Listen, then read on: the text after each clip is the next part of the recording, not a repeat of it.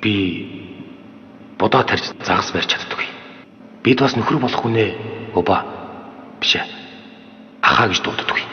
Би газрын шилгээдгүй. Галтуулан дэлбэрдгүй, цунами болдгүй, цул газар амьдэрдэг хүн.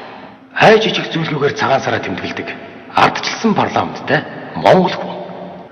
Одоо би гадаад паспорттай болсон. Гэхдээ би мориороо Европ ороогүй. Онгоцоор л 2 удаа нисээд ирсэн.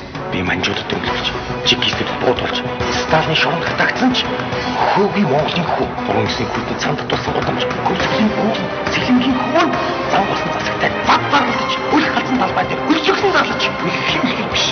Нийслэлийн чулуун шалан дээр хөлмсгүй болж, шүлсгүй хатаж, ардчлалыг төрүүлсэн Монгол хүн. Би Монголоо мартаж, орон бүхний пролетар болоогүй.